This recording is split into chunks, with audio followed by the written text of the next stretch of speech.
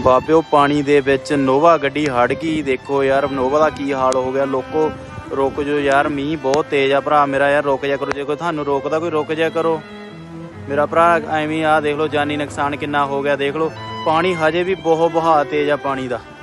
ਮੀਂਹ ਦੁਬਾਰੇ ਲੱਗ ਗਿਆ, ਪਾਣੀ ਬਹੁਤ ਤੇਜ਼ ਆ। ਬਾਬੇ ਰੁਕ ਜਾਓ ਯਾਰ, ਕਿਉਂ ਉਹ ਕਰਦੇ ਹੋ? ਆਪਣੀ ਜਾਨ ਗਵਾਉਣੇ ਨਾਲੇ ਆਪਣੇ ਜਿਹੜੇ ਨਾਲ ਹੁੰਦੇ ਉਹਨਾਂ ਦੀ। ਭਰਾ ਬਣ ਕੇ ਰੁਕ ਜਾਓ ਮੇਰਾ ਭਰਾ। ਜੋ ਤੁਹਾਨੂੰ ਰੋਕਦਾ ਰੁਕ ਜਾਓ, ਤੁਹਾਡੇ ਭਲਾਈ ਲਈ ਰੋਕਦਾ ਹੁੰਦਾ ਅਗਲਾ।